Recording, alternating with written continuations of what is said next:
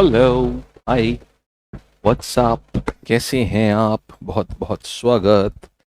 आओ। अच्छा, देखिए, हम बात कर रहे हैं यहाँ। सबसे पहली चीज जो हमारे पास आ रही है that is constitution amendment bill. हम देख रहे हैं सबसे पहला जो हमें देखना है that is constitution amendment bill. कल हम बिल्स के बारे में बात कर रहे थे, हमने मनी बिल और फाइनेंस बिल के तक हमने देखा था। तो हम बात कर रहे हैं। अब हम देख रहे हैं इसकी कॉन्स्टिट्यूशन अमेंडमेंट बिल के बारे में बात करते हैं, ठीक है। फिर आपका डाउट भी अभी देखते हैं क्या आया है। तो अगर हमें कभी देखो, संविधान जैसे एक रूल बुक है। अब रूल यार लिख दिए गए एक टाइम पर, क्या रूल डेली बदले जाएंगे? नहीं, रूल एक बार में लिख दिए गए। अब जो रूल्स लिख दिए गए हैं, अब ये बताइए आगे चल के लेकिन उनकी बदलने की भी तो आवश्यकता पड़ सकती है ना, क्योंकि जैसे जैसे समय बदलता है, समय की रिक्वायरमेंट जो होती है उस हिसाब से रूल्स होने चाहिए। तो रूल्स में थोड़ा बदलाव भी होगा। तो रूल्स, और ऐसा भी नहीं होना चाहिए कि अपने हिसाब से हर समय रूल बदल लिए गए। तो एक बैलेंस होना चाहिए कि इतना ज्यादा रिजिड भी नहीं होना चाहिए कि नहीं, पत्थर की लकीर है, कुछ जो कह दिया वो कह दिया। तो फिर पूरी सोसाइटी एक रूढ़िवादी सोसाइटी बन जाएगी, एक ऑर्थोडॉक्स सोसाइटी बन जाएगी। और इतना भी फ्लेक्सिबल नहीं होना चाहिए कि लोगों ने अपने हिसाब से जब चाहे तब मरोड़ लिया रूल को अपने हिसाब से। तो भारतीय संविधान ना एक बड़ा बैलेंस सा ब्लेंड देता है कि अगर आपको संविधान में कोई बदलाव करने हैं तो उसने पहले से उसका एक प्रोसीजर दे के रखा है, जिसको कि आर्टिकल 368 में दर्शाया गया है। ये प्रोविजन हमने साउथ अफ्रीका से लिया था। आर्टिकल 368 है, ये पार्ट 20 में आता है। ये इसमें अमेंडमेंट प्रोसीजर दिया हुआ है।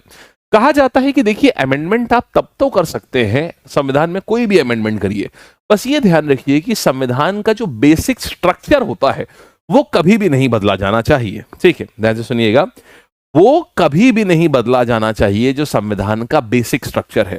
तो अगर संविधान का बेसिक स्ट्रक्चर कहा जा रहा है कि कभी नहीं बदला जाना चाहिए, तो आखिरकार ये बेसिक स्ट्रक्चर क्या है?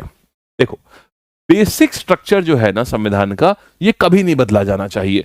लेकिन वो बेसिक स्ट्रक्चर क्या है वो किसी को नहीं पता। ये सिर्फ सुप्रीम कोर्ट डिसाइड करेगा कि बेसिक स्ट्रक्चर क्या होता है।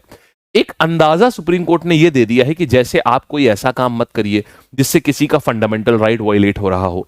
संविधान में कोई ऐसा नया आप आर्टिकल मत ऐड करिए जिससे फंडामेंटल राइट वायलेट हो रहा हो। जैसे रिजर्वेशन आया तो फंडामेंटल राइट में ही रिजर्वेशन को लाया गया, तब जाके रिजर्वेशन को लागू कर पाए। क्योंकि अगर रिजर्वेशन को ऐसे ही लागू कर देते बिना फंडामेंटल राइट में बदलाव किए, तो फंडामेंटल राइट तो ये कहता है कि कभी भी जाति के आधार पर भेदभाव नहीं करा जा सकता है, और रिजर्वेशन अपने आप में एक सबसे बड़ा भेदभाव है जाति के आधार पर।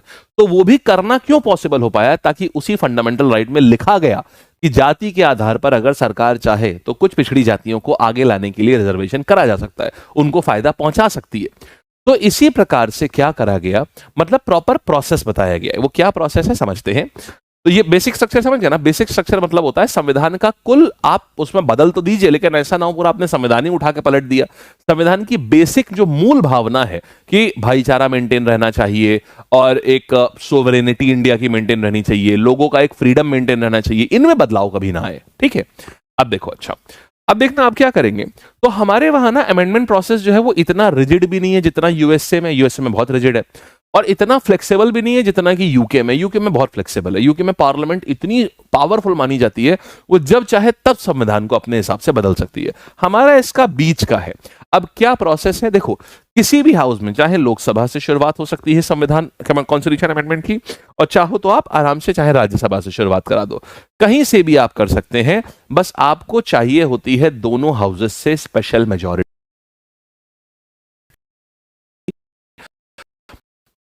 अलग अलग केस में बोला, कहीं कहीं सिंपल मेजॉरिटी से भी काम हो जाएगा, कहीं कहीं स्पेशल मेजॉरिटी से। अब ये होती क्या है मेजॉरिटी, इनको देखते हैं। देखिए, किसी किसी संविधान को आपको लगेगा संवैधानिक संशोधन है तो सिंपल मेजॉरिटी से ही काम हो जाएगा, या स्पेशल मेजॉरिटी, हर इसके अलग अलग चाहिए होती है। जैसे कुछ ऐसे प्रावधान है जिनमें सिंपल मेजॉरिटी से ही काम हो जाएगा। लेकिन अब ये सिंपल मेजॉरिटी होती क्या है ये भी समझेंगे अभी हम। कहीं कहीं पर होती है स्पेशल मेजॉरिटी, ये हुई। कहीं कहीं पर कहते हैं जरूरत होती है स्पेशल मेजॉरिटी की, कहीं कहीं पर जरूरत होती है special majority as well as state है ना, हमारे पास जितने भी स्टेट हैं, स्टेट से भी अप्रूवल चाहिए होता है, मेजॉरिटी राज्यों से भी अप्रूवल चाहिए होता है। तो ये इतने प्रकार की मेजॉरिटी होती है। अब पहले हम लोग ये समझते हैं, नहीं वीडियो स्टक नहीं, एकदम मस्त है। देखो, अब देखो क्या है कहानी यहां पर, समझना कौन कौन से ऐसे मेजॉरिटी होती है, पहले तो ये समझिएगा। सबसे पहली मेजॉरिटी पे मैं आता हूं, और उसको हम कहते हैं सिंपल मेजॉरिटी। देखिए सिंपल मेजॉरिटी जो है ये क्या होती है, अगर कभी भी आपको पार्लियामेंट में, कभी भी अगर आपको पार्लियामेंट में किसी राज्य का नाम बदलना है, जैसे फॉर एग्जांपल आपको उत्तर प्रदेश का नाम बदल करके उत्तम प्रदेश करना है, आपको ये करना है ना, आपको सिंपल मेजॉरिटी चाहिए।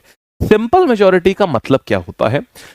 सिंपल मेजॉरिटी का मतलब होता है, देखो इसका मतलब होता है more than 50% of present and voting.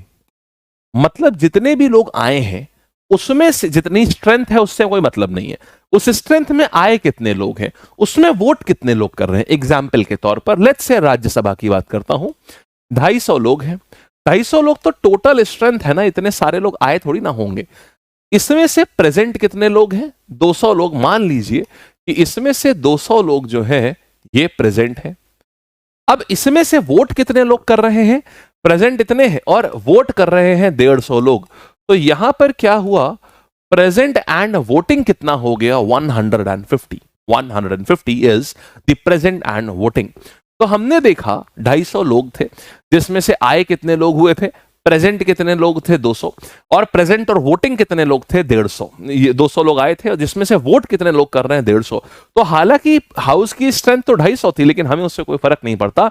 जहां मैंने सिंपल मेजोरिटी बोल दिया, वहां जितने भी लोग आए हैं और कितने लोग वोटिंग में पार्टिसिपेट कर रहे हैं उससे मतलब होता है। इसका 50% से ज्यादा, माने यार कितना हो जाएगा? 50% 75, उससे ज्यादा माने ये मेजोरिटी के लिए 76 चाहिए होगा।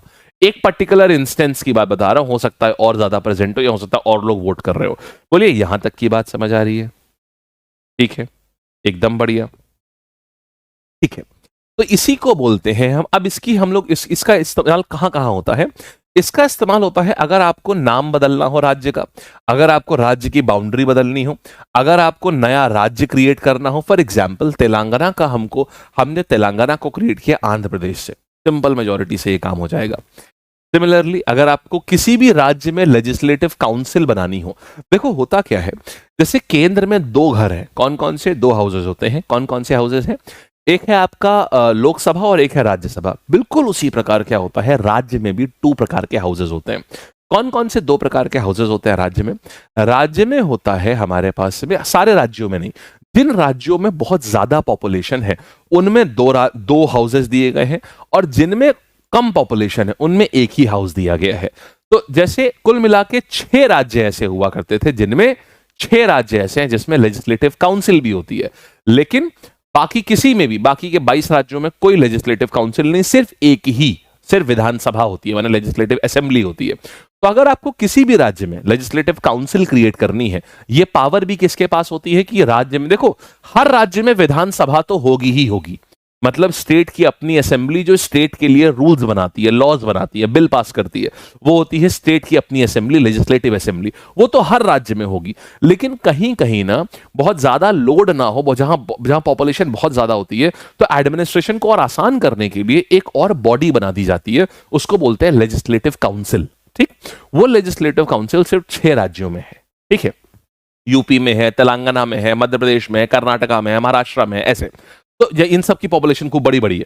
तो अभी क्या है, अगर ये किस राज्य में होगी और किस राज्य में नहीं होगी, इसका फैसला भी पार्लियामेंट करती है और सिंपल मेजोरिटी से। फिर कहीं पर भी अगर मान लो अगर सैलरी ऑल्टर करनी है प्रेसिडेंट की, गवर्नर की, सुप्रीम कोर्ट के, हाई कोर्ट के जजेस की, तो ये सब सिंपल मेजोरिटी से होता है। आप सिंपल मेजोरिटी समझ चुके हैं? बोलिएगा। हाँ जी। पर लेजिस्लेटिव काउंसिल के पास तो कोई पावर रहती नहीं है। एंड नीड क्या है लेजिस्लेटिव काउंसिल की? एक एडिशनल चेक। जैसे राज्यसभा है, एक एडिशनल चेक ही तो है। तो बस एक एडिशनल चेक हो जाता है। कोई भी बिल अगर पास होगा तो पहले लेजिस्लेटिव असेंबली से पास होगा, फिर लेजिस्लेटिव काउंसिल से पास होगा, तभी वो लॉ बनेगा। ये होता है। ठीक, आइए फिर देखिए, अच्छा स्पेशल मेजोरिटी क्या होती है? अब स्पेशल मेजोरिटी क्या होता है, यहां पर आ जाता है, संवैधानिक संशोधन में इस्तेमाल होती है ये। इसमें क्या होता है, पार्लियामेंट जो है, most of the articles of the संविधान जो है, वो सिर्फ किससे? 2/3 majority of the present and voting, इसको स्पेशल मेजोरिटी बोलते हैं। क्या कि अगर जितने, जैसे अभी हम 50%, more than 50% of present and voting बोलेंगे तो क्या हो जाएगा? अगर मैं बोलता हूं मोर than 50% of present and voting, तो मेरे पास क्या आ जाता है? तो मेरे पास आता है 50% से ज्यादा में होता है उसको सिंपल मेजोरिटी।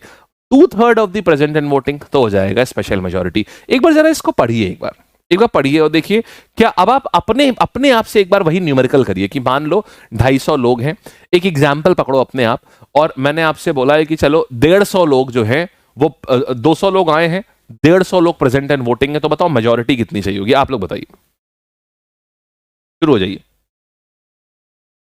शाबाश शाबाश शाबाश शाबाश शाबाश शाबाश।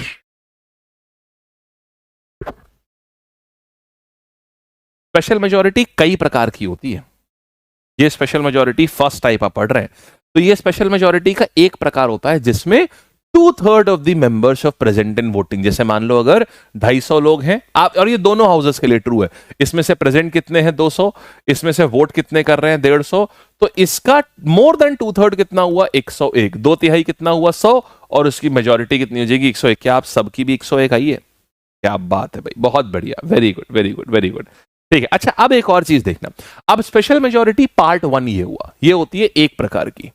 अब देखो स्पेशल मेजोरिटी पार्ट 2 आती है। स्पेशल मेजोरिटी पार्ट 2 क्या बोलती है? जैसे इसमें प्रेजेंट एंड वोटिंग होता है ना, उसमें प्रेजेंट एंड वोटिंग नहीं होता।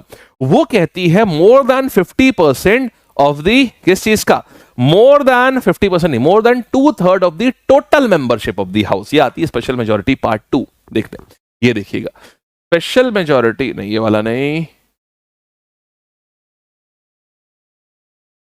क्या लिखता हूं, ये हो गया special majority part 1। Special majority 3 प्रकार की होती है, special majority part 1, special majority part 2 और स्पेशल मेजोरिटी पार्ट 3। ये वाला यहां आ गया, ये half of the state legislator. तो पार्ट 2 में क्या होता है कि मोर देन कितना हो जाएगा, जैसे 250 लोग हैं। अभी इसमें क्या देखा, इसको अलग से लिख देता हूं, एकदम क्लीन क्लीन लिख देता हूं। स्पेशल मेजोरिटी के सारे प्रकार। स्पेशल मेजॉरिटी 3 प्रकार की होती है। सबसे पहला टाइप 1। टाइप 1 की जो होगी इसमें कितना चाहिए होता है? More than 2/3 of present and voting. हमेशा ना बस 2 ही चीजों पे जोर रहता है कि आप ये और इसका ध्यान रखें कि फ्रैक्शन कितना चाहिए, और ये टोटल मेंबरशिप का चाहिए या फिर टोटल मेंबरशिप का चाहिए या प्रेजेंट एंड वोटिंग का चाहिए। फिर सेकेंड टाइप जो होती है टाइप 2 स्पेशल मेजॉरिटी, ये क्या होती है? More than 2/3 of total membership of the house, of the total membership of the house. इसका एग्जाम्पल देता हूं। इसका एग्जाम्पल क्या आ जाएगा? जैसे प्रेसिडेंट का इंपीचमेंट जो होता है, तो प्रेसिडेंट का इंपीचमेंट जो है उसके लिए हमें स्पेशल मेजॉरिटी टाइप 2 चाहिए होती है। ये इंपीचमेंट ऑफ प्रेसिडेंट, इंपीचमेंट बोल दिया तो वैसे भी प्रेसिडेंट का ही है वो, तो इसमें क्या चाहिए होता है? More than 2/3 of the total membership of the house. इसको क्या बोलते हैं? This is called as type 2 special majority. यहां तक बात समझ आई है? बढ़िया। अब आइएगा, अब नेक्स्ट कहानी की बात आती है। अब तीसरी चीज हमारे पास क्या जाती है? That is special majority type 3। ये कौन सी मेजॉरिटी होती है? ये आती है स्पेशल मेजॉरिटी टाइप 3। इसमें क्या होता है? ये जिसमें कि हमें स्पेशल मेजॉरिटी तो चाहिए ही होती है, और साथ के साथ हमें half of the state legislatures का भी हमें अप्रूवल चाहिए होता है। जैसे, और ये कब चाहिए होता है ये भी बताते हैं। जैसे मान लीजिए कोई ऐसा सिस्टम है जो कि कोई ऐसा अमेंडमेंट आ रहा है जो हमारा फेडरल स्ट्रक्चर है ना, हमारे आपस का केंद्र और स्टेट के बीच का जो बॉन्ड है ना, उसको चेंज कर रहा है। फॉर एग्जाम्पल, जब जीएसटी आने वाला था, जीएसटी हमारा कौन सा अमेंडमेंट था? 101st amendment. जीएसटी हमारा 101st अमेंडमेंट था। इसमें हमारी special majority plus half of state legislature लगा। क्यों? क्योंकि जीएसटी स्टेट की सारी पावर टैक्स कलेक्ट करने की हटा रहा था और उसको रिप्लेस कर रहा था एक दूसरी पावर से, राइट? तो ये फेडरल स्ट्रक्चर बदल रहा है ना, मतलब केंद्र एक ऐसा लॉ लेकर के आ रहा है जिससे राज्यों को एक बहुत ही स्ट्रांग फर्क पड़ने वाला था। सही बात है ना? केंद्र एक ऐसा लॉ लेकर के आ रहा था जीएसटी, जिससे राज्यों को बहुत ही स्ट्रांग फर्क पड़ने वाला था। तो इसीलिए क्या किया गया, जब जीएसटी आया तो इसके लिए स्पेशल मेजॉरिटी टाइप 3, जिसमें कि स्पेशल मेजॉरिटी तो होगी 2/3 of the total membership of the house तो है ही है, साथ के साथ मोर देन 50% ऑफ द राज्यों की विधानसभा में भी वो पास होना चाहिए। तो जीएसटी लॉ तब बना था जब 16 राज्यों की विधानसभा ने इसको पास कर दिया था। तो 16 राज्यों की विधानसभा ने इसको पास कर दिया, तो ये लॉ बन गया। समझे? इसी तरीके से हो सकता है, देखना अभी आएगा ये वाला वन नेशन वन इलेक्शन, हो सकता है ये पार्लियामेंट ही डिटरमाइन करती है किसके लिए कौन सी चीज चाहिए। तो हो सकता है अभी विंटर सेशन में वन नेशन वन इलेक्शन आएगा ना, ये राज्यों में भी इलेक्शन होने के प्रोसेस और उनके टाइमलाइन को बदल रहा है। तो हो सकता है इसके लिए भी क्या आ जाए कि इसको भी राज्यों का अप्रूवल जरूरी है। अगर ऐसा हुआ तो राज्यों की जो विधानसभा होती है, मतलब राज्यों की जो लेजिस्लेटिव असेंबली होती है, वहां टोटल जितने राज्य हैं 28 है, इसका 50% करो 14, 50% से ज्यादा माने 15 राज्यों से जरूरी होगा इसको पास करना। अब 15 में से 10 से 12 राज्य तो बीजेपी के अपने ही है, 12-14 राज्य तो अपने ही है, तो इन्हें ज्यादा प्रॉब्लम नहीं आएगी इस राज्य इसको पास कराने में राज्यों से। समझ गए? तो ये 101st अमेंडमेंट हो गया ये जीएसटी वाला, वो इस पे आया है। अब जरा पढ़िएगा जरा, ये मान लो कोई नया ऑल इंडिया सर्विस अगर राज्यसभा को अगर कोई लेकर के आनी है तो इसको यूज करेगी फिर।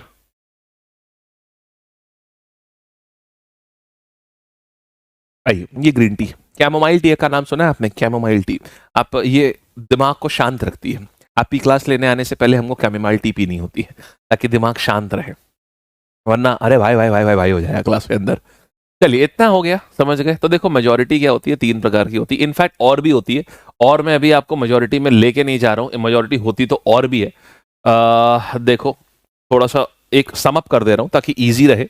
आपने अभी देखा सिंपल मेजोरिटी, फिर आती है इफेक्टिव मेजोरिटी, सारी ही आपको यहां पर ब्रीफ कर दे रहा हूं। फिर आती है एब्सोल्यूट मेजोरिटी, फिर आती है स्पेशल मेजोरिटी। ये होती है, ठीक है, ये होती है 3 प्रकार की मेजोरिटीज होती हैं हर, और संविधान में हर काम करने के लिए अलग अलग होती है। स्पेशल आप समझ गए, मोर देन 50% ऑफ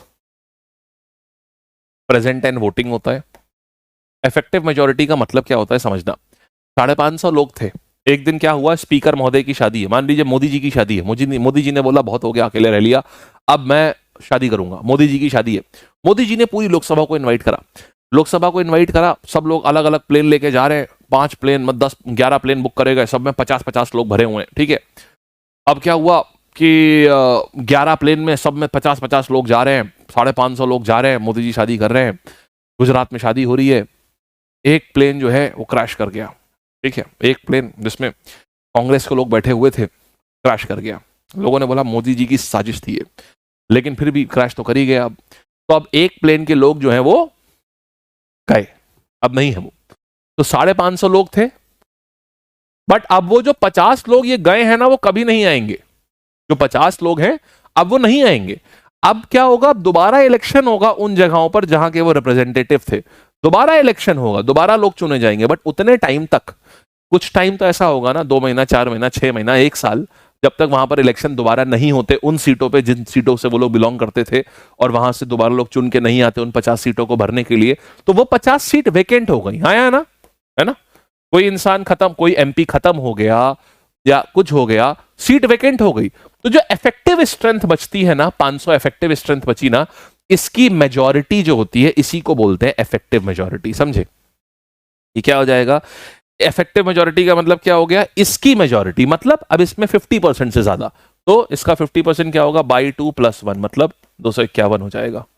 तो इसका मतलब क्या हो गया, मोर than 50% of effective strength of the house. बोलो यहां तक सब लोग समझे हैं? सच्ची सच्ची बताओ, जल्दी जल्दी से बताओ, पक्का? तो कभी भी ना, जब इसका इस्तेमाल कब होता है, जब लोकसभा और राज्यसभा के डेप्यूटी, जो लोकसभा और राज्यसभा के स्पीकर और सॉरी लोकसभा और राज्यसभा के, हाँ, लोकसभा के स्पीकर और डेप्यूटी स्पीकर को हटाना होता है ना, तब इसके इस्तेमाल होता है। समझे? जब भी लोकसभा के स्पीकर, डेप्यूटी स्पीकर और राज्यसभा के चेयरमैन और डेप्यूटी चेयरमैन, इनको हटाना होता है ना, तो इसका इस्तेमाल होता है। ठीक है, इफेक्टिव समझ आ गई? बढ़िया से, कोई डाउट नहीं ना, कैसा भी? ठीक है, अब देखिएगा। हाँ सर, स्पेशल मेजोरिटी इसमें कौन सी लगेगी, टोटल वाली या दूसरी वाली? ये तो नहीं बताइए, तो स्पीकर महोदय बताएंगे, वो तो पार्लियामेंट डिसाइड करती है कौन सी स्पेशल मेजोरिटी लगनी है। कुछ चीजें पहले से डिसाइडेड है, कुछ चीजें जो है ये पहले से डिसाइडेड है। अब आती है एब्सोल्यूट मेजोरिटी। एब्सोल्यूट का मतलब होता है more than 50% of the total strength of the house, ये हो जाती है आपकी एब्सोल्यूट मेजोरिटी। तो एब्सोल्यूट का मतलब क्या हो गया, जितनी भी स्ट्रेंथ है उसका 50% ले लो। फॉर एग्जाम्पल 550 स्ट्रेंथ है, डिवाइड बाई 2 + 1 मतलब क्या हो गया, 226, माने मोर देन 50% ऑफ टोटल स्ट्रेंथ, इसको एब्सोल्यूट मेजॉरिटी बोलते हैं। और स्पेशल का मैंने आपको बताया, स्पेशल आपकी 3 प्रकार की होती है, ये हमने आपको बता दिया, जिसमें मेनली होता है मोर देन 2/3 ऑफ, मेनली दो ही जो चलती हैं, पॉपुलर है वो दो ही हैं, 2/3 ऑफ प्रेजेंट एंड वोटिंग, एक ये हो जाती है, और दूसरी होती है more than 2/3 of present and voting plus 50% of plus more than 50% of state से अप्रूवल। अप्रूवल का मतलब होता है कि उनकी विधानसभा इसको पास कर दे। अब चारों पढ़ो, इतनी ही होती हैं सारी की सारी मिला के, अब पढ़ो, अब एकदम क्लियर रहेगा। देखो कोई किसी से ओवरलैप नहीं कर रहा है, देखिए है?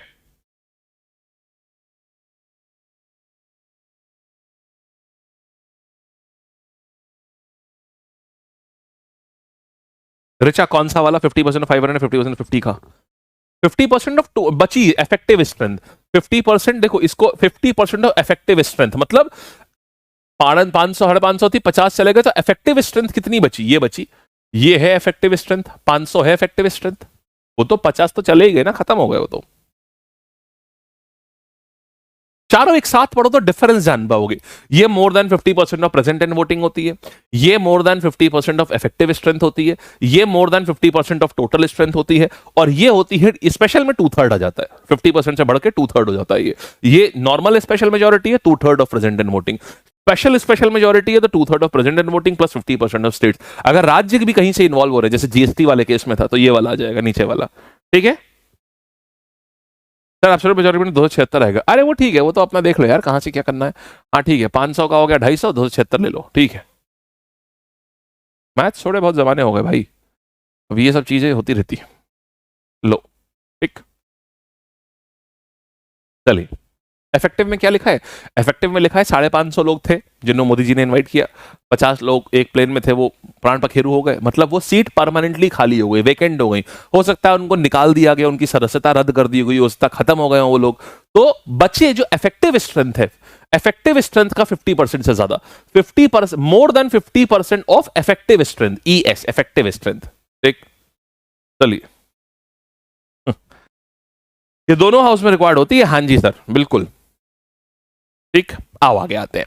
अब देखिए दोस्त, अब आते हैं यहाँ पर, ये सब हो गया हमारा, ये देख लिया हमने, तो ये सब हो गया। अब आते हैं मोशंस ऑफ द पार्लियामेंट पे आते हैं। देखिए मोशन क्या होता है? कुछ नहीं यार, बहुत ही बेसिक सी बात है मोशन। यहां पर होता क्या है कि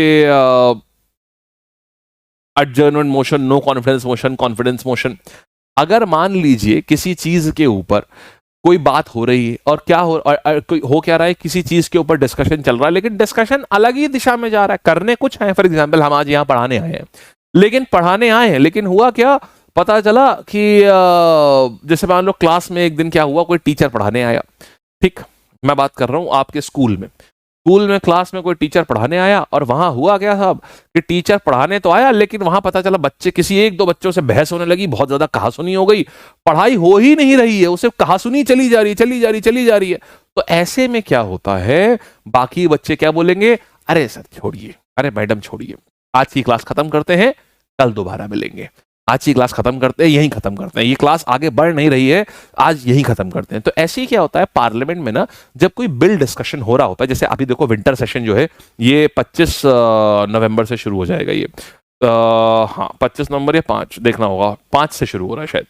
तो अभी क्या है कि कभी भी कोई जैसे सेशन शुरू होता है, या 25 नवंबर से 5 दिसंबर कुछ ऐसा ही है, तो सेशन शुरू होता है, सेशन में बिल लाए जाते हैं। जैसे इस बार वक्फ बोर्ड का बिल लाया जाएगा, वन नेशन वन इलेक्शन का बिल लाया जाएगा इस बार।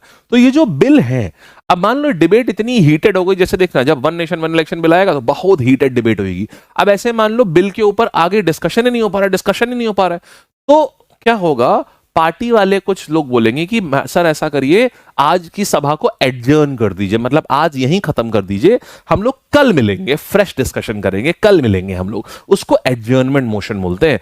तो ये क्या हुआ कि अगर आपको उस सदन की कार्रवाई उसी समय रुकवानी है, तो आप एडजर्नमेंट मोशन पास कर सकते हैं। लेकिन देखो, अब एडजर्न करना और एडजर्नमेंट मोशन में क्या डिफरेंस है? एडजर्न करने का मतलब है, अगर स्पीकर देख रहे हैं कि यार ये लोग सुन ही नहीं रहे हैं, यहाँ हाय तौबा मचा रहे हैं, वेल में आ गए, कागज फेंक रहे हैं और संविधान की प्रतिमा फाड़ रहे हैं, तो प्रतिया फाड़ रहे हैं ऐसे करके, तो स्पीकर एडजर्न करेंगे। लेकिन मेंबर्स एडजर्नमेंट मोशन कब लाएंगे? अगर मान लो लोगों को लग रहा है कि यार हम एक बिल का डिस्कशन कर रहे हैं, लेकिन उसी समय क्या हुआ भारत में, जैसे 1992 में हुआ था बाबरी मस्जिद डिमोलिशन, जब पार्लियामेंट उस समय सेशन में थी, और पार्लियामेंट सेशन के होते के दौरान ही क्या हुआ, कुछ कार सेवक अयोध्या में जाकर के उन्होंने क्या किया, बाबरी मस्जिद को गिरा दिया, बाबरी मस्जिद का डिमोलिशन कर दिया। तो तुरंत एडजर्नमेंट मोशन लाया गया, क्योंकि पार्लियामेंट का ना कार्यकाल फिक्स होता है एकदम कि ये 20 दिन के लिए बैठेंगे, हम इस दिन ये करेंगे, इस दिन ये करेंगे, इस दिन ये करेंगे, इस दिन ये करेंगे। अब बीच में अर्जेंटली बाबरी मस्जिद का मुद्दा उठाया गया, क्योंकि जैसी बाबरी मस्जिद कांड हुआ पूरे देश में क्या हुआ, दंगे फसाद शुरू हो गए। तो अब तुरंत ही ऑपोजिशन को पूछना था कि आपकी सरकार कर क्या रही है, आपने ये कैसे सपोर्ट मिला कि कार सेवक वहां तक गए और उन्होंने ऐसा किया। तो इसके लिए उन्होंने एडजर्नमेंट मोशन लाया, मतलब जो बिल चल रहा है उसको रोक दो, वो बाद में उठाया जाएगा, पहले एक अर्जेंट मैटर आ गया उसको डिस्कस करो, दैट इज एडजर्नमेंट मोशन। बोलो ठीक है। अच्छा, अभी देखिएगा अब क्या करेंगे यहां पर। हाँ, नाउ वक्फ, वो वक्फ बोर्ड नहीं है, वो वक्फ बोर्ड है, वक्फ। ठीक, बताएंगे वक्फ वाला जब अभी बिल आएगा ना, तो हम उसको डिटेल में आपसे चर्चा करेंगे उसकी, वो वाईटी पे बताएंगे। फिर देखना, फिर नो कॉन्फिडेंस मोशन। जैसे देखिए क्या हुआ, समझना, आप इसको ऐसे समझो, एक क्लास है, ठीक, एक क्लास है, क्लास में एक मॉनिटर है। अब हुआ क्या, मॉनिटर को पहले, मॉनिटर तब तक मॉनिटर रहेगा जब तक क्लास में, जैसे मान लो 50 बच्चे हैं, जब तक मेजॉरिटी लोग उसको पसंद कर रहे हैं। मॉनिटर हमेशा बोलता रहता था ना, पहले लोगों से हाथ उठवाते थे कि कौन कौन मॉनिटर बनेगा, फिर कुछ लोग मॉनिटर के लिए हाथ उठाते थे, हाँ हम इसके लिए हम कह रहे हैं कि ये इंसान मॉनिटर बनेगा। तो क्लास में मॉनिटर का इलेक्शन होता था ना, ठीक है, हो गया। अब जैसे क्या हुआ, मान लीजिए मॉनिटर अपना काम सही से नहीं कर रहा है, या फिर क्या हो रहा है ना, मॉनिटर कह रहा है, कभी किसी को पनिशमेंट दे रहा है, कभी किसी को पनिशमेंट दे रहा है, तो लोग क्या करेंगे, लोग कंप्लेन कर देंगे, मैडम ये मॉनिटर बदलिए। तो अब क्या है, अब कैसे पता चलेगा, क्या एक दो लोगों के कहने पे मॉनिटर बदल दिया जाएगा? या मान लो आप हर दिन देखते होंगे कोई भी इशू होता है तो क्या होता है, लोग बोलते हैं कि भाई ऐसा है, मोदी जी रिजाइन दीजिए, मोदी जी रिजाइन दीजिए। तो क्या मोदी जी हर दिन रिजाइन देंगे, या कोई भी प्राइम मिनिस्टर होंगे क्या हर दिन रिजाइन देंगे? नहीं। तो इसके लिए क्या होता है, एक बकायदा एक तरीका है। तरीका ये है कि, तरीका होता है कि क्या आज भी सरकार के पास में मेजॉरिटी है? तो इसके लिए क्या करा जाता है, कॉन्फिडेंस मोशन और no confidence motion. Confidence motion, no confidence motion का मतलब ये होता है कि जैसे मान लो मैं व्यक्ति ऑपोजिशन का हूं, 550 सीट्स हैं लोकसभा में, मैं एक ऑपोजिशन का व्यक्ति हूं, मैं देख रहा हूं कि यार मुझे, और मैंने क्या किया, अगर मैं जानता हूं सरकार बनाने के लिए इनको कितने नंबर्स की आवश्यकता है, मैं जानता हूं कि सरकार जैसे मान लो आज 273 नंबर्स चाहिए, 240 जो है वो बीजेपी के अपने हैं, ठीक है, 240 बीजेपी के अपने हैं। इसके बाद क्या हुआ, 20 मान लो तेलुगु देशम पार्टी के, हालांकि इनके हैं तो 11 ही, नंबर थोड़े इधर उधर हो सकते हैं, मैं एक हाइपोथेटिकल सिचुएशन लिख रहा हूं, 10 ले लो इसको ताकि आसान रहे। फिर क्या हुआ, 20 मान लो किसके, जनता दल यूनाइटेड के हैं, ठीक है। तो अब क्या हुआ यार, 270 ये हो गए, और 10 और किसके, मान लीजिए 10 जो है वो वाईएसआर के हैं, ठीक है, ये आंध्र प्रदेश की पार्टी वाईएसआर इनके। अब देखिए ये सीटें मिला दीजिएगा अगर आप, तो ये बनेगा 280 सीट, हो गया ना। अब हुआ क्या, अगर मुझे सरकार गिरानी है तो मैं क्या करूंगा, मैं पहुंचा तेलुगु देशम पार्टी के पास में, मैं तेलुगु देशम पार्टी से बोला, देखो ऐसा है, आपके 10 एमपी हैं जो सरकार बनाने में सहयोग कर रहे हैं, ये 10 एमपी हटा दो यहां से। अगर आपके 10 के 10 एमपी, अगर आप अपना सपोर्ट खींच लो सरकार से, तो हम आपको, ऐसा है, हम आपको लक्ष्मी जी से मिलाएंगे, और बहुत सारी लक्ष्मी जी हैं यहां पर, बहुत सारे नकद नारायण हम आपको चलाएंगे, 500 रुपए नहीं, 500 करोड़ रुपए जो है ये हम आपको देंगे, और आप अपना सपोर्ट खींच लीजिए। अब क्या हुआ, सुनना, अब क्या हुआ, अब मैंने इनसे डील कर ली, यही होता है सदन में, मैंने इनसे डील कर ली, और इन्होंने चोरी छुपे क्या किया, इन्होंने बोला ठीक है मैं आपके साथ हूं, 500 करोड़ रुपए ट्रांसफर करिए, कर दिया, ठीक है, मैं और मेरे 10 एमपी आपके साथ हैं। अब वो इस सरकार का सपोर्ट नहीं करेंगे। अब होगा कि ये सारी बातें हो गई, ठीक है, अभी सरकार को कुछ नहीं पता है, मान लीजिए बीजेपी अभी कुछ नहीं जानती कि ये सब हो रहा है, ठीक। अब अगले दिन क्या होगा, जैसे ही सदन लगेगा, तुरंत वहां पर मैं पास करूंगी, मैंने पता है ना कि मैंने ये सारी गणित खेली है, अभी मैं स्पीकर महोदय को बोलूंगा, स्पीकर महोदय, ये जो बीजेपी पार्टी बीजेपी और उसके सहयोगी दल है ना, आज अब इनकी आपस में नहीं बनती है, बीजेपी के पास संख्या बल है ही नहीं सरकार बनाने का। तो बीजेपी सोचेगी मेरे पास तो सारी पार्टी है, मेरे पास संख्या बल कैसे नहीं है? तो मैं ये प्रूव करने के लिए कि उनके पास संख्या बल नहीं है सरकार बनाने का, मैं एक मोशन मैं बोलूंगा आप नहीं मानते हैं तो आज no confidence motion pass, no confidence motion चला के देखिए। तो नो कॉन्फिडेंस मोशन का मतलब क्या होता है? नो कॉन्फिडेंस मोशन लाया जाएगा, फिर स्पीकर बोलेंगे ठीक है चलो नो कॉन्फिडेंस मोशन जो है देखते हैं। तो नो कॉन्फिडेंस मोशन में होता क्या है कि जितने भी एमपी वहां बैठे हैं, जितने भी सरकार 280 एमपी थे ना पहले जो सरकार के साथ में थे, वो लोग सब लोग अपना हाथ खड़ा करके बोलेंगे कि हाँ हम सरकार के साथ में हैं और मुझे पता है कि मैंने टीडीपी से पहले से ही डील कर लिया है। तो क्या टीडीपी अपने हाथ उठाएगी? नहीं उठाएगी। तो सरकार के पास में बीजेपी वालों ने 240 उठा लिए, जेडीयू वालों ने उठा लिए, वाईएसआर वालों ने उठा लिए, ठीक है। तो अब क्या है, अब 270 ही हुए ये, तो नो कॉन्फिडेंस मोशन यहां से पास हो जाएगा और अगर नो कॉन्फिडेंस मोशन पास हो गया तो सरकार गिर जाएगी, क्योंकि सरकार के पास मेजॉरिटी नंबर्स ही नहीं है प्रूव करने के लिए। सरकार बनाने के लिए नंबर चाहिए थे 273। बोलिए आपको समझ आया? बोलो एकदम ठीक है। सर मोशन उसके लिए डिसमिस होता है या बिल खत्म हो जाता है? उस दिन के लिए खत्म, उस दिन के लिए खाली डिसमिस होता है बस, ठीक है। चलो अब क्या करेंगे यहां पर, now what to do is, इतनी बात समझ आई है। तो नो कॉन्फिडेंस मोशन क्या हो गया? एकदम बढ़िया से, शाबाश। अब एक और चीज देखना, इसका उल्टा क्या होता है। अच्छा देखो, अब इसमें आपको ये बता दो, इसीलिए में क्या होता है, स्पीकर अपनी जान पहचान का क्यों होता है? होता क्या है, स्पीकर को जैसे ही ये लोग बोलेंगे ऐसा, स्पीकर इस मोशन, जब अपनी जान पहचान का स्पीकर है, अपनी पार्टी का स्पीकर है, तो स्पीकर कोशिश करते हैं कि किसी तरीके से नो कॉन्फिडेंस मोशन को आज एक्सेप्ट ना किया जाए। इस सरकार को थोड़ा सा मौका दे दो, क्योंकि ये तो सरकार को शॉक लगा है। ऑपोजिशन चाहता है कि उसी दिन ये मोशन आ जाए पार्लियामेंट में, लेकिन जो पार्टी होती है, रूलिंग पार्टी चाहती है कि यार थोड़ा सा टाइम मिल जाए, हम देखें तो कौन है वो शकुनी मामा जिसने गड़बड़ करा है यहां पर। तब वो जाकर के सारे पार्टी चीफ से मिलती है, इनसे मिलेगी, इनसे मिलेगी, इनसे मिलेगी, समझ जाएंगे मामला यहां गोल भगोल हुआ है। पूछेंगे कितना मिला था?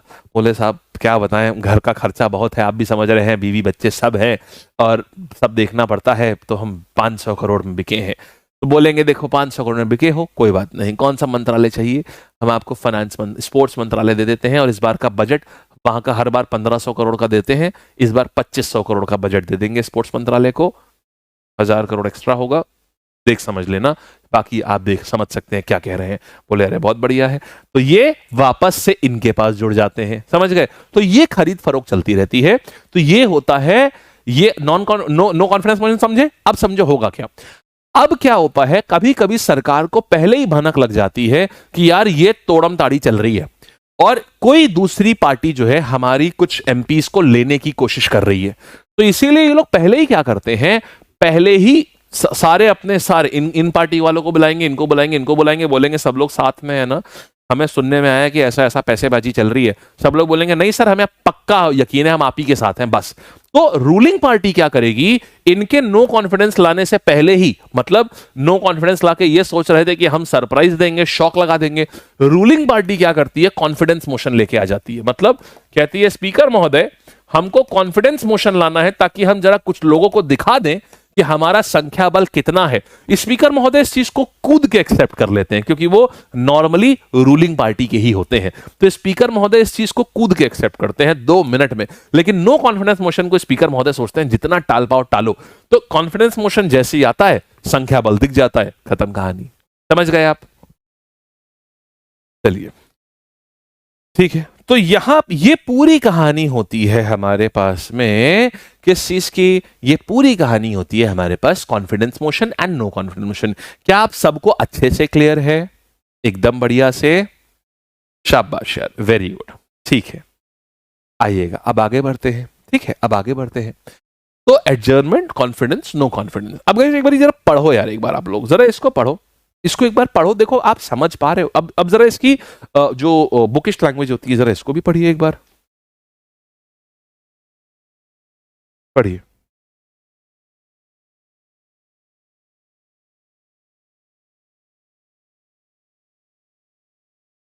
हम्म, ओ थैंक यू दीपायन। सर अगर टीडीपी अचानक से पार्टी बदल ले तो वो डिफेक्शन के अंडर ही नहीं आएगा, वो अभी वही आने वाला हो, बहुत इंटरेस्टिंग पॉइंट आने वाला है अब, बहुत इंटरेस्टिंग पॉइंट आने वाला है अभी। एंटी डिफेक्शन लॉ इसके बाद ही समझाने वाला हूं। ठीक है, हो गया। अब देखो अच्छा क्या, अब motion of thanks, censure motion, closure motion. अब ये समझो, ये बहुत खास होता है, ये बहुत आता है। देखो अब क्या होते हैं, मोशन ऑफ थैंक्स का मतलब क्या होता है। देखिए जो राष्ट्रपति महोदय हैं, ये हर बार, ये राष्ट्रपति महोदय ना कभी भी सदन को संबोधित करने 2 बार आते हैं। बहुत ध्यान देना, ये पूछता है कि बताओ कितनी बार राष्ट्रपति संबोधित करते हैं। राष्ट्रपति 2 बार संबोधित करते हैं सदन को। पहली बार कब करते हैं, जब जनरल इलेक्शंस होते हैं ना, तो जनरल इलेक्शंस का जो पहला दिन होता है, जब पहली बार सरकार मिलती है आकर के, तो राष्ट्रपति उसको संबोधित करते हैं। ठीक है, पहला दिन जनरल इलेक्शंस का जो होता है तो उसको राष्ट्रपति संबोधित करते हैं, राइट। फिर उसके बाद क्या होता है, जब राष्ट्रपति का संबोधन खत्म हो जाता है, अब इसके बाद क्या होता है, हर एक तो ये हो गया जनरल इलेक्शन के पहले दिन राष्ट्रपति संबोधित करते हैं। दूसरा, हर साल का जो पहला सेशन होता है, माने बजट सेशन का जो पहला दिन होगा, वो भी राष्ट्रपति आके संबोधित करते हैं। तो राष्ट्रपति 2 बार पूरी पार्लियामेंट को संबोधित करते हैं। और वो संबोधन में क्या होता है, वो संबोधन में होता है कि एक कब होता है, पहले कब होता है, ये इंपॉर्टेंट है, कब होता है, जनरल इलेक्शंस के बाद जब पहली बार लोकसभा मिलती है। लोकसभा जब पहली बार जनरल इलेक्शंस के लिए मिलती है, तब होता है पहला सेशन जो होता है, पहले सेशन के पहले दिन में। और दूसरा, साल का जो पहला सेशन होता है, उसके पहले दिन में भी राष्ट्रपति संबोधित करते हैं। अब क्या होता है, जो पहला दिन का पहला सेशन जो होता है ना साल का, राष्ट्रपति उसमें सरकार की सारी योजनाएं बताते हैं। लोकसभा में सरकार की सारी योजनाएं बताते हैं कि आगे क्या क्या चीजें हम करने वाले हैं, आगे इस सरकार ने पिछले साल क्या किया है। अच्छा ये बताओ, राष्ट्रपति महोदय जो हैं, ये सारी बातें कहां कर रहे हैं। छोटी सी चीज मैं पूछ रहा हूं, सोचना अपने दिमाग से। राष्ट्रपति महोदय जो हैं, ये सारी बातें जो हैं, ये किस जगह पर कर रहे हैं। फिर से कह रहा हूं, राष्ट्रपति जो महोदय जो हैं, ये सारी बातें किस जगह कर रहे हैं। ये राष्ट्रपति महोदय जो हैं, ये सारी बातें जो हैं, ये कर रहे हैं पार्लियामेंट में, हाँ या ना। तो और ये किसके सामने कर रहे हैं, जो इलेक्टेड एमपीज हैं उनके सामने कर रहे हैं जी। तो अब एक चीज समझिएगा, यहां पे देखिएगा, लोकसभा के लोग जोड़ लो जरा, नए इलेक्शन पे होते हैं और हर साल के पहले सेशन में बजट सेशन। ध्यान रखना, जब लोकसभा के लोग बैठेंगे ना बजट सेशन पे, तो राज्यसभा भी बैठती है उसी समय। ऐसा नहीं होता है कि सिर्फ लोकसभा बैठ गई है। लोकसभा के 550, वैसे 543 है, मैं हर जगह 550 लिख रहा हूं आसानी के लिए, 250 हो गए इनके। अच्छा, यहां पर इनकी मेजोरिटी कितनी है, यहां इनकी मेजोरिटी होती है 273 से ज्यादा। ठीक है, और यहां पर क्या होता है, यहां पर भी सरकार के कुछ लोग होते हैं। यहां जरूरी नहीं कि सरकार मेजोरिटी में ही हो। मैं मान लेता हूं 100 लोग हैं, ठीक है, मैं मान लेता हूं 100 लोग हैं। अच्छा, तो अब इसको अगर करें तो हमारे पास कुल मिलाए कितने हो जाते हैं, ये 800 लोग हो गए। ठीक, अब देखना, अब होता क्या है, अब राष्ट्रपति महोदय ने एक बात बोली है। अब इसके ऊपर ये बोलते पूरी पार्लियामेंट के सामने ही है, लोकसभा राज्यसभा दोनों के सामने बोलते हैं ये, ठीक है। लेकिन अब बात ये आती है, अब इसके ऊपर क्या होगी, अब इसके ऊपर वोटिंग होगी, समझे। अब इसके ऊपर क्या होगा, अब इसके ऊपर वोटिंग होगा। अब जब वोटिंग होगी तो एक बात बताना, वोटिंग में ये लोकसभा में अलग वोटिंग होती है, राज्यसभा में अलग होती है। मोशन ऑफ थैंक्स के ऊपर वोटिंग होती है।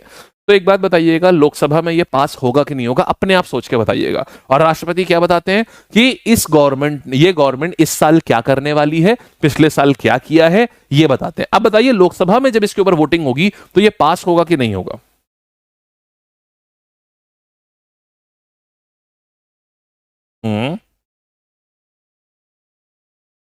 अगर ये मोशन दोस्त, ये लोकसभा में हर हाल में इसको पास ही होना पड़ेगा, क्योंकि अगर लोकसभा में ये पास नहीं हुआ, इसका मतलब आप समझ रहे हैं, मेजॉरिटी लोग, इसमें सरकार की विचारधारा होती है, एक साल में सरकार क्या क्या करने वाली है, सरकार का प्लान होता है।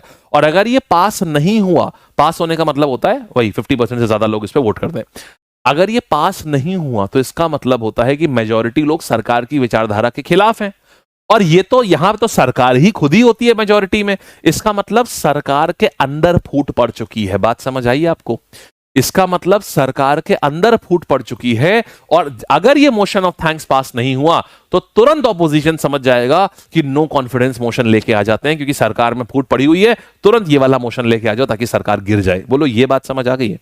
100% पास होगा। Very good. ये पास होना मैंडेटरी होता है। राज्यसभा में पास हो या ना हो कोई फर्क नहीं पड़ता, क्योंकि यहां पर सरकार की मेजॉरिटी नहीं होती है, बट यहां पर मैंडेटरी होता है। अगर यहां पास नहीं हुआ तो सरकार गिर जाएगी। समझे क्यों गिर जाएगी? आप समझ रहे हैं ना? क्योंकि भाई लोकसभा तो आपकी अपनी है और प्रेसिडेंट वही बात बोल के आ रहे हैं जो आपने बोला है उनको बोलने को। और फिर भी अगर वो पास, अगर मेजॉरिटी लोग उससे सहमत नहीं है, माने आपके अपने ही लोग तो मेजॉरिटी है, मतलब आपके अपने लोग आप ही की बातों से नहीं सहमत है, इसका मतलब आपके बीच में फूट पड़ी हुई है और आपके एमपी नाराज हैं। वो नो कॉन्फिडेंस मोशन तुरंत ऑपोजिशन लेके आ जाएगा और सरकार गिर जाएगी। समझ गए? ठीक है। ऐसा हुआ है पहले कभी? यार ऐसा हुआ है, एक बार हुआ है, 1990s में हुआ था। हम वो डिस्कशन को बहुत अवॉइड करके आगे बढ़ रहे हैं, क्योंकि अगर हमने वो कहानी शुरू कर दी तो समझ लीजिए फिर वो कहानी लंबी जाएगी। अटल बिहारी वाजपेयी जी के समय की बात है।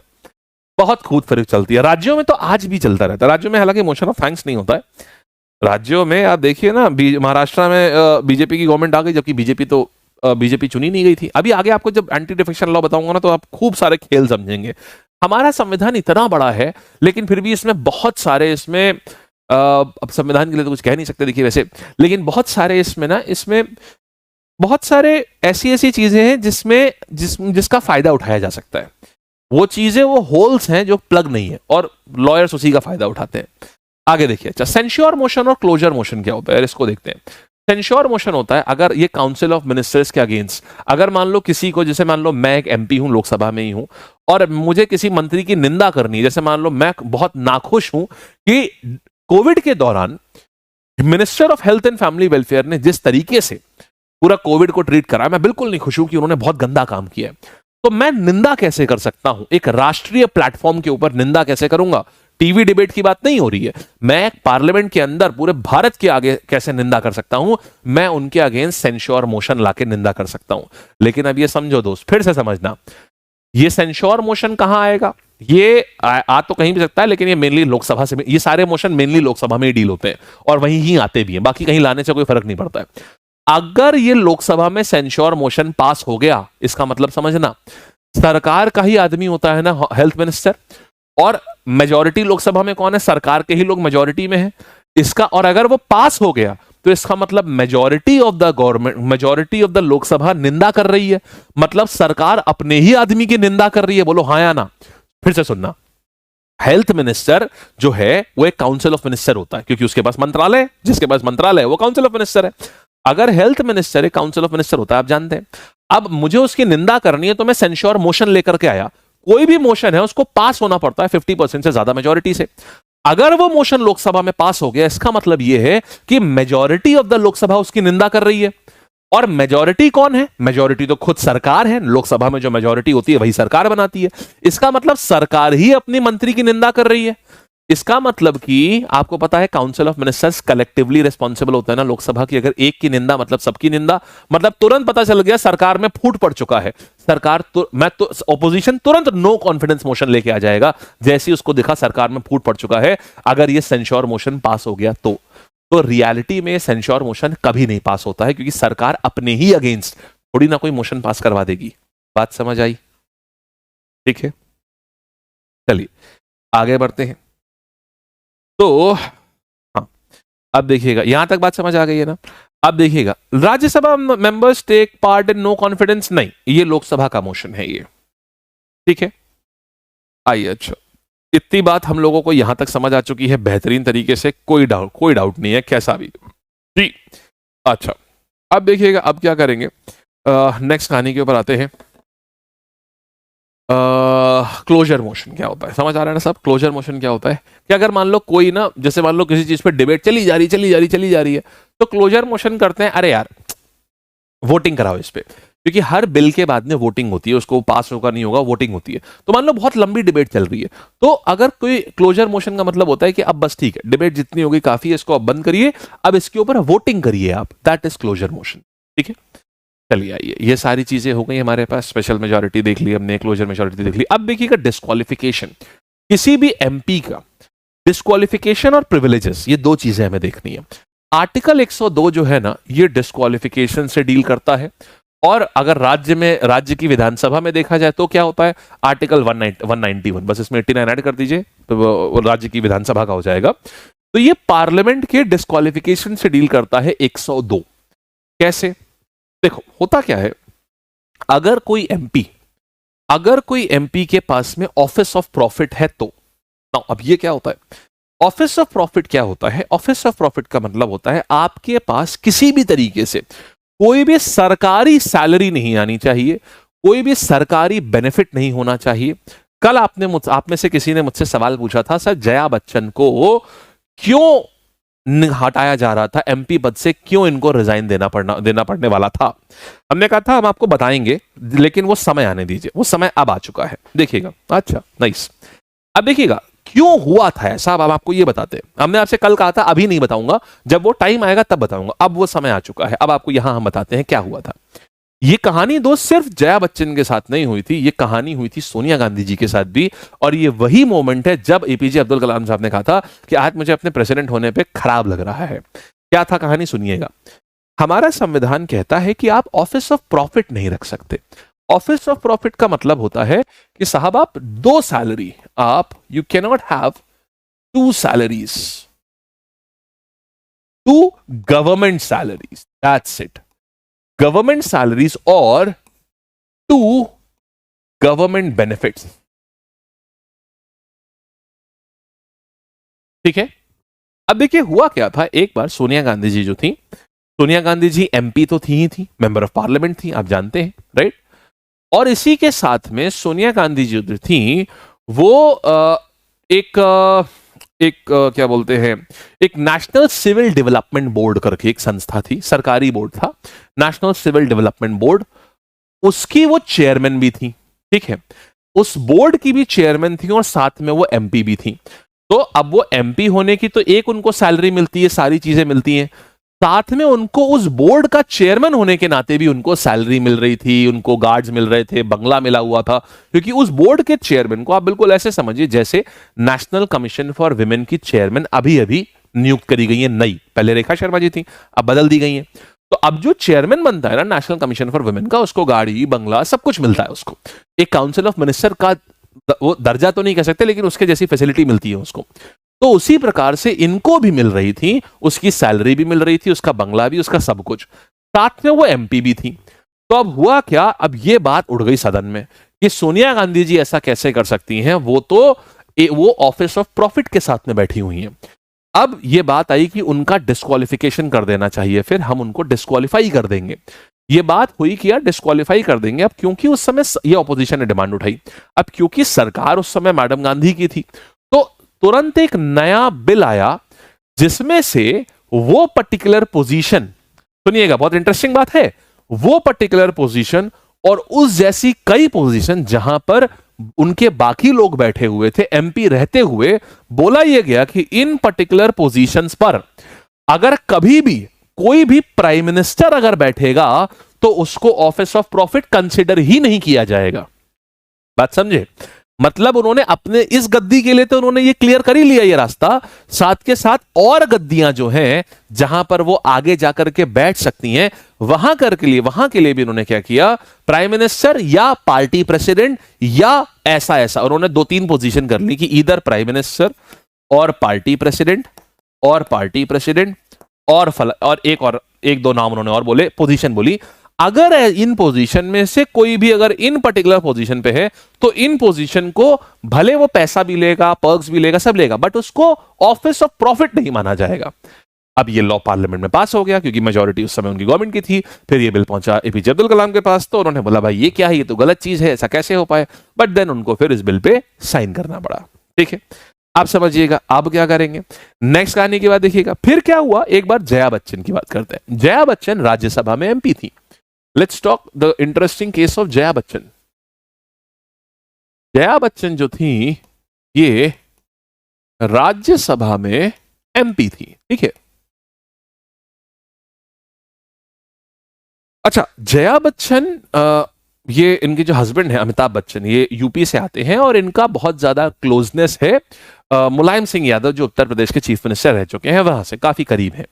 तो अभी क्या हुआ, जब उनकी गवर्नमेंट थी उत्तर प्रदेश में, तो अखिलेश यादव जो कि सन है मुलायम सिंह यादव के, वो चीफ मिनिस्टर हुआ करते थे उत्तर प्रदेश के। उन्होंने जया बच्चन को Uttar Pradesh film development council का चेयरमैन बना दिया। तो यूपी अब समझिएगा, फिर से वही कहानी, यूपी फिल्म डेवलपमेंट काउंसिल का चेयरमैन बन चुकी हैं वो। तो एक तरफ तो वो चेयरमैन के पैसे ले रही हैं और दूसरी तरफ वो एमपी होने की भी सैलरी ले रही हैं।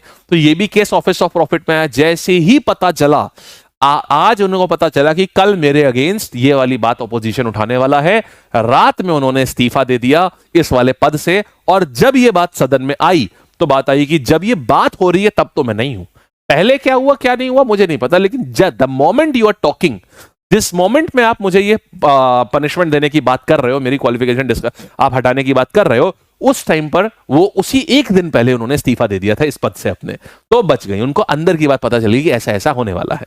यानी आपको अपने आंख नाक कान खोल के रखने चाहिए, ठीक है, समझे। चलिए, इतनी बात समझ आ गई है। ये मैं जया बच्चन की बात कर रहा हूं, ठीक। तो ये होता है ऑफिस ऑफ प्रॉफिट। तो बोला जाता है कि कभी भी आपको किसी को भी ऑफिस ऑफ प्रॉफिट नहीं होना चाहिए, नंबर वन। फिर दूसरा, एक अनसाउंड माइंड, मतलब दिमाग से पागल नहीं होना चाहिए। और तो सिर्फ ये दो ही बात। और दूसरा, हां, कि आप 10th शेड्यूल के अंदर डिस्क्वालिफाइड नहीं होने चाहिए। अब बात आती है यार, सबसे तगड़ी चीज आती है कि यार what is this 10th schedule of the parliament. शुरू किया जाए कि आखिरकार। अच्छा हाँ, आप लोगों को एक और चीज बता दूं, आप लोगों की क्लास ना कल भी रहेगी, ठीक है, आप लोगों की क्लास कल भी रहेगी, ठीक, बढ़िया बात है।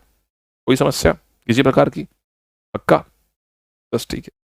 तो कल है आपकी क्लास, टाइमिंग्स भी सिमिलर यही रहेंगे। कल आपका जुडिशरी है फाइनली, तो tomorrow you are going to have judiciary, full and final है ये। तो अब उम्मीद है बहुत अच्छे से पढ़ लिया होगा आपने, तो खूब अच्छे से करके आइएगा इसको, ठीक है।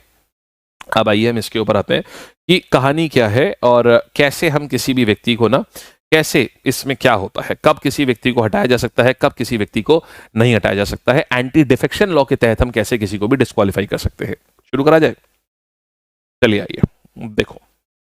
तो कहानी क्या आती है सर, कॉन्फिडेंस मोशन में पार्टी फेल हो गई तो सरकार गिर जाएगी, तुरंत गिर जाएगी। यस केमचंद, हाँ जी सर, प्रेसिडेंट के पास वीटो पावर भी तो है, फिर यूज क्यों नहीं किया नहीं यार। देखो चीजें होना एक चीज होती है, आप एक बात बताइए, जितने भी ये आईएएस अफसर होते हैं इनको 1000 काम करने होते हैं जो इनकी इच्छा भी नहीं होती है। पर मना करना चाहे मना कर दें, उठा के फेंक दिया जाएगा किसी ऐसे कोने अतरे में जहां पर जीवन, मतलब जहां पर आईएएस होने के बाद भी ना उनको शायद उनके डेली सुबह पानी भरने जाना पड़े उनको। ऐसे ऐसे भी जिले हैं यहाँ पर, इतने बैकवर्ड।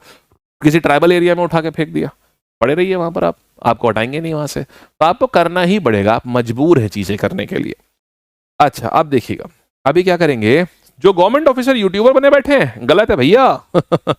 यू कैन नॉट, आप सेवा में मेवा नहीं ले सकते, सिंपल सी बात है। हमको जब बनना था तो हमने नौकरी छोड़ दी, इसलिए हम बने थे। आप, सिंपल सी बात है, आप सेवा में मेवा का उपयोग नहीं कर सकते। जितने भी लोग इस समय, इवन आप, जो कई सारे लोग हैं जो एक्साइज इंस्पेक्टर की अपनी फोटो लगाएंगे, फोटो लगाने का बोलेंगे मैं ये ऐसा था, ये भी गलत है। अगर कंप्लेंट हो जाए तो उनके ऊपर कार्यवाही होगी, क्योंकि आप उस पोजीशन को सेल ऑफ नहीं कर सकते। और आप नौकरी में रहते हुए तो कर ही नहीं सकते आप कोई भी काम ऐसा, ना अपने नाम पर ना किसी और, आप कर ही नहीं सकते, किसी प्रकार का प्रॉफिट आप ले ही नहीं सकते। कंप्लेंट हो जाएगी तो मामला जो है, नौकरी जा सकती है इसमें। अच्छा अब देखिए भाई, अब क्या करेंगे यहाँ पर, ट्राइबल को सिटी बना देंगे? नहीं दोस्त, ये नायक मूवी देख के तो अच्छा लगता है कि नायक मूवी देखी, उसमें हमने सोचा बस अगर ट्राइबल भी भेज दिया गया ना, वहां भी शहर बना देंगे।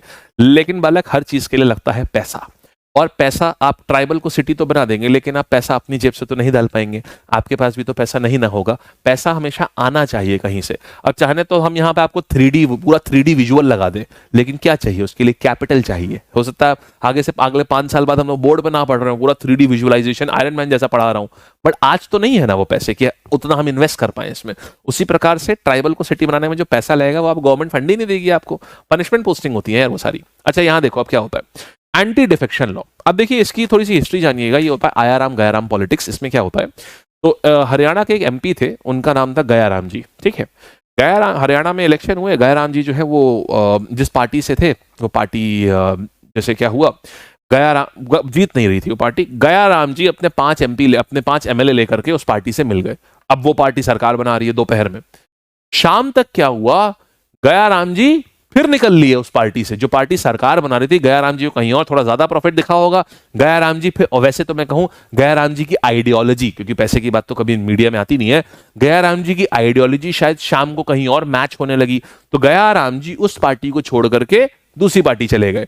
अब ये पार्टी जो अभी तक दोपहर तक सरकार बना रही थी, शाम में वो सरकार ही नहीं बना रही है। अब शाम में सरकार नहीं बना रही है, अब दूसरी पार्टी सरकार बना रही है। लेकिन रात होते होते क्या हुआ, गया राम जी के सिग्नल जो फ्रीक्वेंसी जो उनकी आइडियोलॉजी थी वो फिर से इस वाली पार्टी से मैच होने लगी।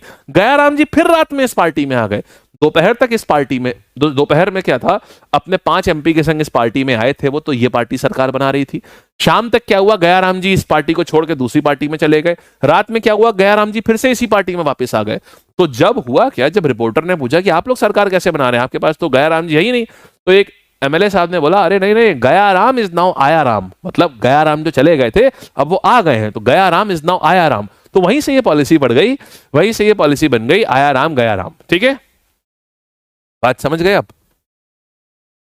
चलिए, अच्छा, तो फिर हम लोग जो है कल आपको ये करेंगे, और कल हम लोग जुडिशरी करेंगे, और उसके बाद हमारा ये पूरा समाप्त हो जाएगा, फिर खाली स्टेट होगा हमारा। ठीक है, कल आपको हम ये समझाएंगे इसको कैसे होता है, and then joint session, and then बस सवाल ही सवाल। कल खूब सारे सवाल प्रैक्टिस होंगे, तो कल का सेशन मिस मत करिएगा। ठीक है, चलिए।